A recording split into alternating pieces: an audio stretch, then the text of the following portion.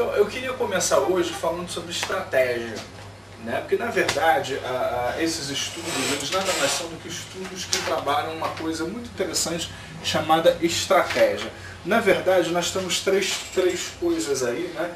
Que são as representações internas, que são as bases desses estudos. A gente poderia dividir mais ou menos em três áreas: as representações internas, né? Nós temos também o comportamento externo,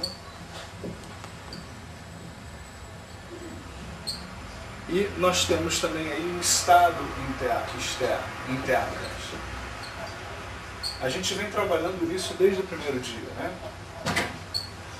Em várias dessas áreas, aí, por exemplo, nós vimos os estados. Eu até falei no primeiro dia sobre o estado básico. Qual é o seu estado básico, o estado que você passa o maior tempo, né? Quando você, por exemplo, usa uma âncora, né, e você muda o seu estado interno, você começa a modificar isso. Quando você faz aquele procedimento que eu fiz até com o André aqui no primeiro dia, onde a gente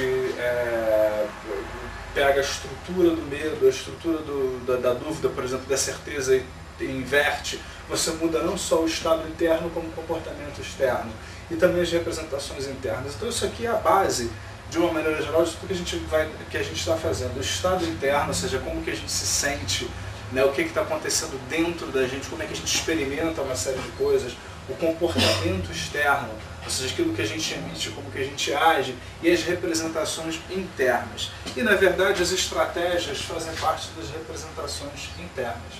O que é uma estratégia? Né? A primeira coisa que a gente precisa pensar aí, o que seria uma estratégia? A estratégia tem três elementos. O primeiro elemento da estratégia é aquilo que nós já falamos também, chamado resultado. E vocês sabem que nesses estudos que a gente está fazendo, o resultado não é a consequência, o resultado é o que você quer antes. Essa é a grande diferença, o resultado não é a consequência. A gente no senso comum usa muito o resultado, o resultado do que eu fiz foi esse. Parece que foi aquilo que resultou do que você fez mesmo, né? Mas nesses estudos, o resultado é aquilo que vem primeiro, é onde você quer chegar. O que você deseja. Eu desenhei de novo o sistema TOTS aqui, que tem no livro também, eu falei da última vez. Isso é um esqueminha fácil, e com isso aqui em mente, vocês sempre podem estar repensando aquilo que vocês estão fazendo, né? O estado que você está agora, o estado desejado, né? E aí você, o tempo todo, você compara onde você está e onde você quer chegar. Tá? E como é que você faz isso? Você compara um com o outro. Se essa comparação mostra uma diferença, você tem que agir para reduzir a diferença.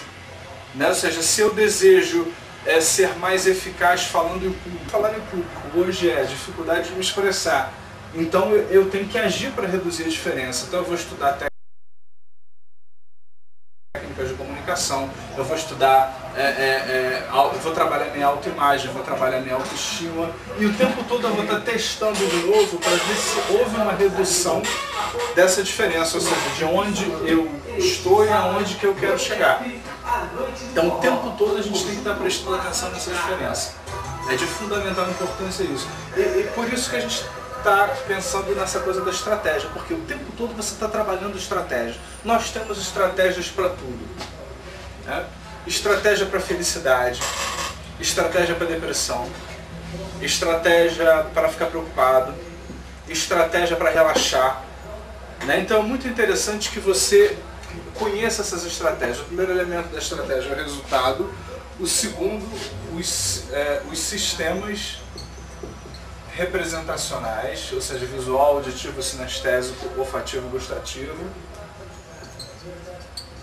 Já vou explicar. E as submodalidades dos sistemas representacionais. Ou seja, vamos pensar assim. Quem tem uma estratégia muito legal para relaxar? Vamos lá. Alguém que sabe relaxar com facilidade, ou consegue alguma coisa assim, mais ou menos de uma mesma forma? Quem gostaria de dar um exemplo?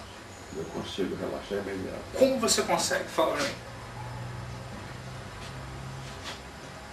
O que você usa para relaxar? Bom, eu primeiro remoto há uns 30 anos atrás, que eu aprendi uma técnica de relaxamento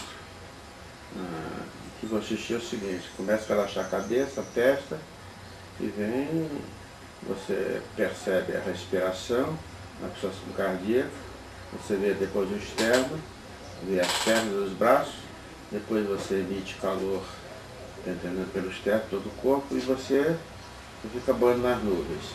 Agora, com o tempo você faz isso direto, imediato. Eu não preciso passar por todos os estágios. Então, toda eu vez relaxo a cabeça, os dedos do pé, e vou sentindo o calor e fico boiando nas nuvens. Né? Toda vez que você tenta fazer isso, então, você consegue o resultado de relaxamento. É imediato. Então, essa é uma das várias estratégias, por exemplo, para se relaxar. Então, como é que você faz isso? Né? Você tem um resultado desejado, que é relaxar. Você tem um sistema representacional. Quais são os sistemas que ele usa? Né? O visual interno, né? Ou seja, ele vê coisas como, por exemplo, uma nuvem, ele deitado numa nuvem, o sinestésico, né? Onde ele se sente, ele vai sentindo sensações corporais, vai deslocando a atenção dele. Né? E esses são os sistemas representacionais. O que são as submodalidades dos sistemas representacionais? É como você vive cada um dos sistemas representacionais. Por exemplo, o sinestésico, onde ele sente a maciez de uma nuvem, onde ele está numa nuvem, onde ele vai deslocando a atenção, ou seja, o visual interno, onde ele vai deslocando a atenção para partes do corpo, ele se vê na nuvem, ele vê partes do corpo dele, ele vê uma série de coisas, então ele vai não só usando os sistemas, mas vai deslocando os sistemas representacionais de uma maneira que ele vai tendo uma experiência muito específica. Então, o tempo todo é interessante que a gente conheça as estratégias. Eu recomendo a vocês que vocês façam um estudo das principais estratégias que vocês utilizam, tanto as positivas quanto as não positivas. Tanto as positivas quanto as não positivas. Então, é muito interessante a gente prestar atenção nisso. Né? Ou seja, quais são as coisas que você mais faz para se sentir bem? Por que é importante você entender suas estratégias? Por que eu estou falando de estratégia aqui? Porque muitas vezes a gente aprende, sabe coisas e não se dá conta de que faz. E nem sempre a gente faz da melhor maneira. Então a gente conhecer as estratégias que existem dentro da gente é importante, porque primeiro você vai perceber como é que você faz. Tá? Depois que você perceber como você faz, você pode jogar aqui dentro e ver se realmente você está fazendo da melhor maneira. De repente você vai dizer, não, o que eu faço é quase bom para eu relaxar, mas não me relaxa totalmente. Então existe alguma coisa aí que precisa ser relaxar, tem que ser alcançado. Ou seja, a saída não está muito boa, você não está conseguindo ficar completamente relaxado. Ou então você não está conseguindo falar em público como você gostaria. Você até fala, mas tem alguma coisa que não está funcionando muito bem. Então existe alguma coisa aí que você tem que rever na estratégia. Mas primeiro você tem que decupar a estratégia. Primeiro você tem que entender o que está acontecendo com você, o que você usa. E toda estratégia tem um resultado desejado, ou seja, aquilo que você quer alcançar.